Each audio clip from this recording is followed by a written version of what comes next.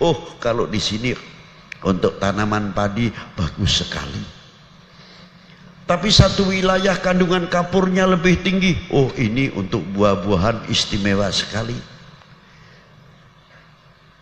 Itulah yang dijadikan alat untuk membersihkan tubuh manusia yang mempunyai kandungan mineral, di antaranya dalam butiran-butiran apa yang ada di dalam permineral dalam air, di antaranya zat besinya, zat kapurnya, belirangnya, sangat istimewa sekali. Maka Allah Ta'ala berfirman, aku menciptakan air ini adalah hidup.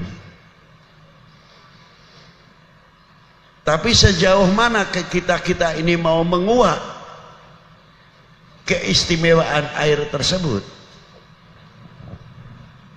Seperti kita ini setiap hari harus mengeluarkan energi. Sebelum kita mengeluarkan energi yang lebih jauh, dididik oleh Allah Ta'ala dengan fisik. Apa? Di samping satu yang pokok kewajiban kita sholat, tapi hikmatut tasyri'nya kita dikenalkan supaya adaptasi. Sholat subuh 2 rakaat. Bagaimana ketika kita sujud, rukuk dulu untuk menetralisir. Begitu kita bangkit, sami Allahu liman hamidah. Waktu kita sujud, subhana rabbiyal a'la wa bihamdi, dinetralisirkan, distabilkan keberadaan. Bagaimana kedua urat nadi yang kuat di punggung ini tertarik pada waktu sujud, di waktu yang lembab, yang akan menghadapi pertama kali sinar matahari keluar, yang akan membawa pengaruh ultraviolet pada diri setiap manusia. Jadi sholat subuh itu tidak sembarangan.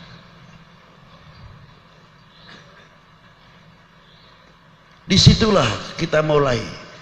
Bagaimana cara menghirup udara, bagaimana diatur secara yoga dalam ucapan, dalam mengucapkan, dalam membaca.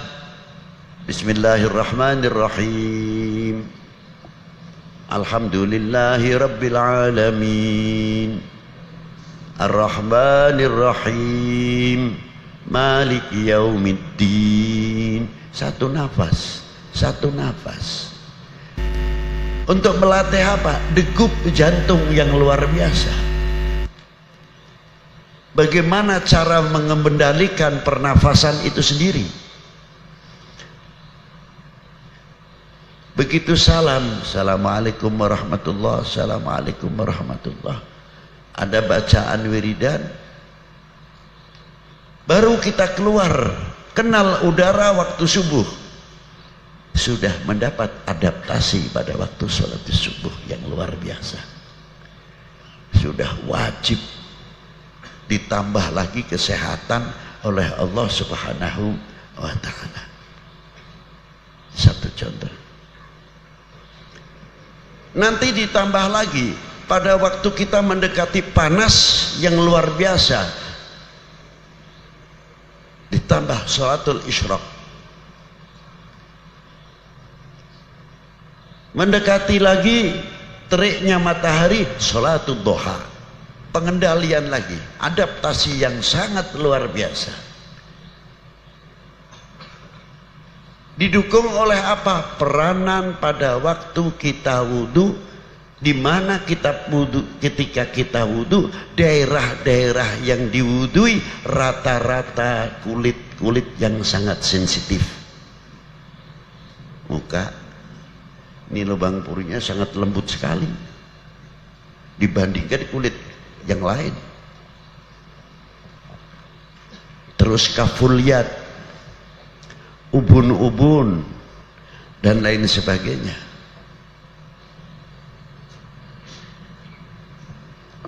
Maka ketika kita wudhu, supaya apa? Pori-pori itu sendiri supaya terkendali dengan baik. Dengan apa tadi semuanya? Dengan air. Waktu mendekati waktu duhur, waktu capek-capeknya di sawah, lebih-lebih terasa kalau Ramadan.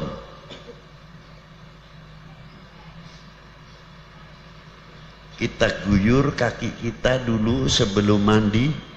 Disunahkan jangan langsung mandi.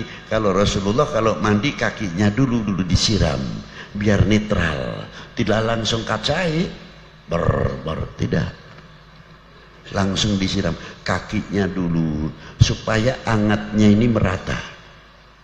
Akhirnya dari kepala, dari ubun-ubun itu kayak keluar asap atau hangatnya itu keluar.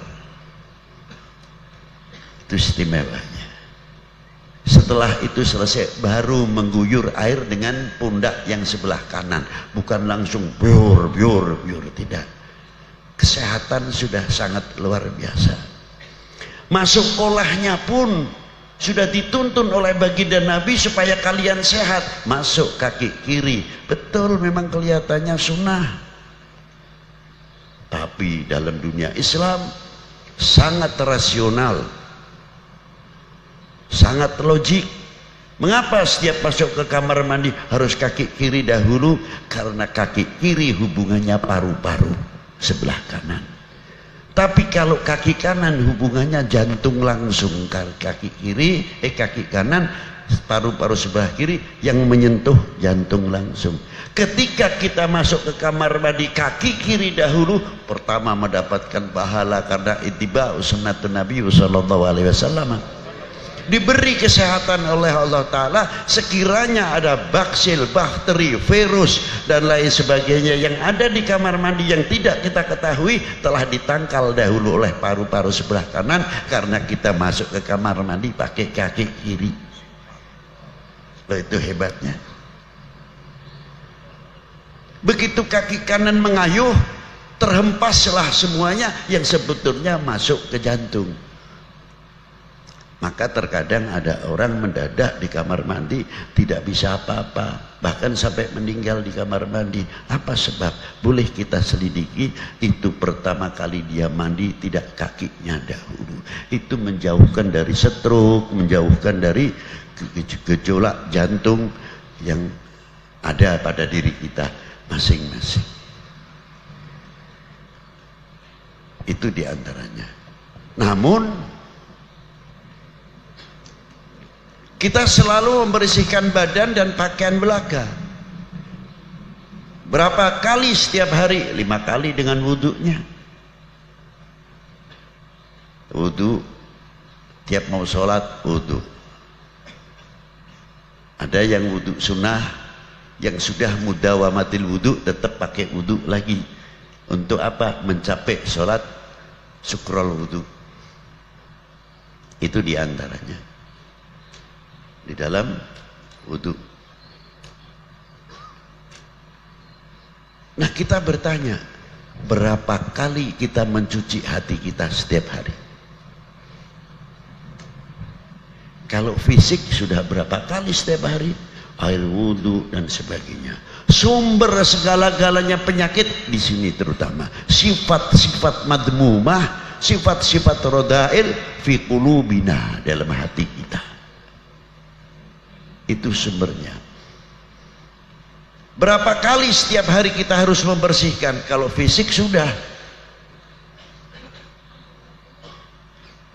tempatnya takabur, sombong, ria, sum'ah, dengki, hasad, semuanya di sini. Kalau melihat tetangga kaya senang, hati kita timbul hasad. Tidak kita mengucapkan alhamdulillah Bapak fulan teh kamari teh masih kawas kieu keberadaan anak. Alhamdulillah dipaparing ku Gusti ayeuna teh parantos bareng har. Moga-moga. Mestinya kita harus datang kepada beliau. Kang, punten jangan diborong sendiri. Kenapa? Cobalah kasih bacaan apa yang bisa supaya saya seperti Akang lah. Gimana? Saya datang ke tempatnya ajengan anu. Ya tolong dong bagiin saya. Kalau mamang Akang teh bisa zakat, minta supaya bisa zakat cuma apa Akang saja. Saya pun ingin kok Akang bisa bikin masjid. Kalau Akang bikin masjid, saya bisa ikut bikin masjid sama-sama, tidak hitung 10 sak semen, jangan nyumbang, ikut bangun masjid kok disumbang. Masjid yadul ulya di atas, jadi kita ikut bangun masjid gitu. Kalau masjid disumbang jatuh berarti namanya. Siapa yang akan ikut bangun masjid? Saya Bib, berapa? 1 sak semen, setengah sak semen, setengah kilo, ada yang 1 kilo. Saya bata, saya ikut bangun.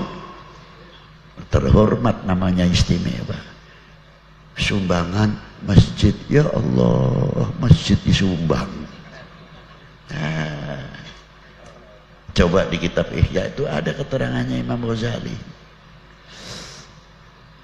Itulah.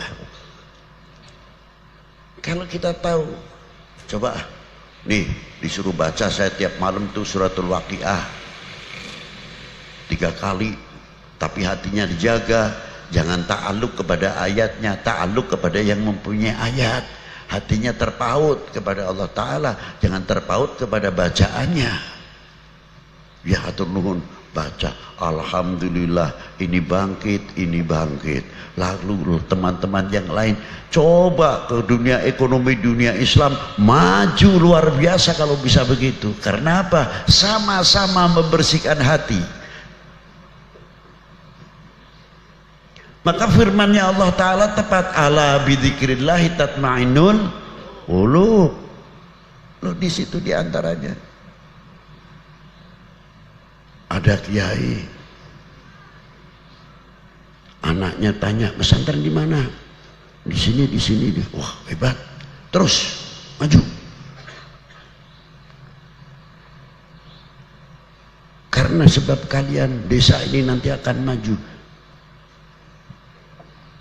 Jangan sampai ada anak santri baru pulang dari pesantren atau dari perguruan tinggi bisa ke masyarakat, malah kitanya menghalang-halangi. Di ujung-ujungnya takut kalah pengaruh. Niat ini. Tapi kalau kita yang hidup hatinya karena ala bidzikrillah tatma'innul qulub, bangga mestinya. Dalam dunia Islam sangat luas sekali. Apa diantaranya? Mungkin di sini masih ada atau tidak, kita kurang tahu.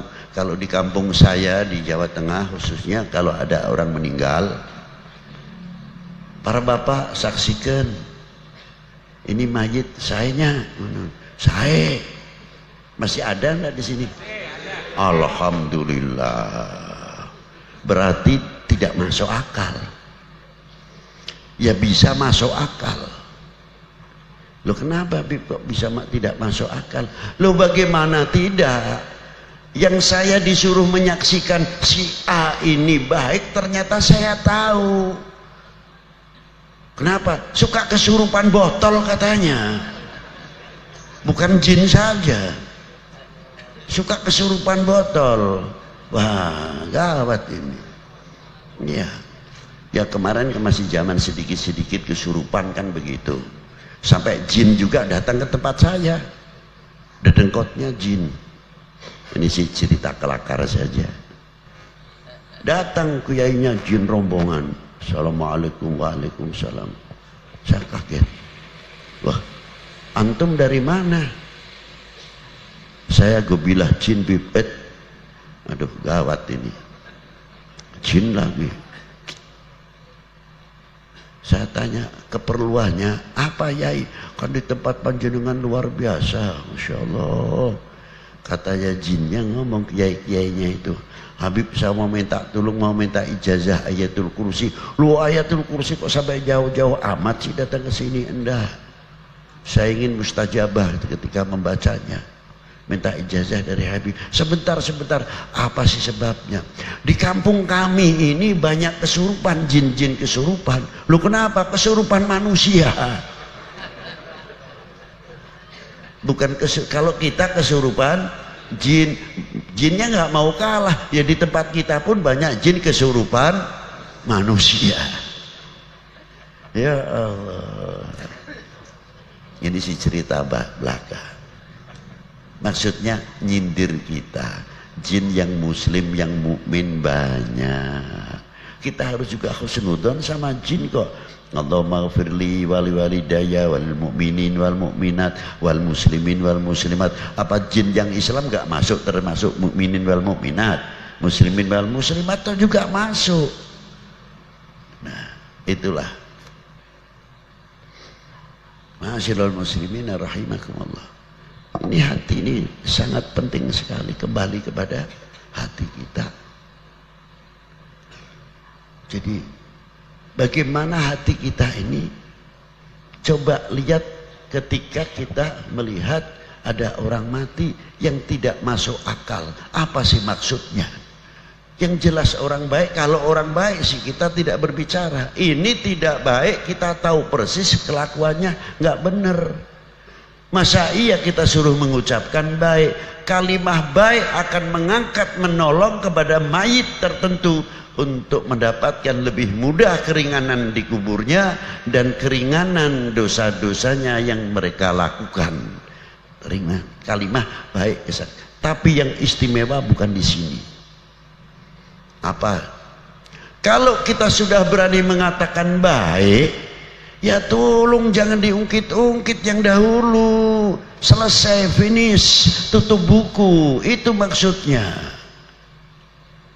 Kita sudah mengatakan baik, masih menceritakan almarhum atau almarhumah yang sudah tidak ada. Tuh, jangan meniru itu. Tuh waktu hidupnya tuh, lihat tuh. Begitu begini, sudah mati jangan diomong terus. Kita sudah mengatakan baik, tapi kita tidak konsekuen. Kasihan anak keturunannya. Coba kalau anaknya menjadi anak baik dan sebagainya, kalau orang tua yang bijaksana begitu ditanya, nak kamu sekarang pesantren di mana? Sama pesantren di tempat ini, alhamdulillah. Meneruskan perguruan tingginya kagak lo? Iya pak, saya ambil apa? Ambil pertanian, ambil. Bagus. Kampung ini memerlukan kalian untuk ke depan. Kalau mamang teh terus kolot ngagantungkan ente ke depan teh, kapayuna di pundak ente. Sahadei. Siapa lagi kalau bukan kalian-kalian ini? Hatur nuhun mang. Tapi ulah kawas bapaknya nih. Waduh. Jangan kayak bapakmu, jangan kayak eyangmu. Ini orang sudah mati masih dibawa. Kalau orang yang bijak bukan begitu. Begitu. Betul kamu, di mana masih pesantren?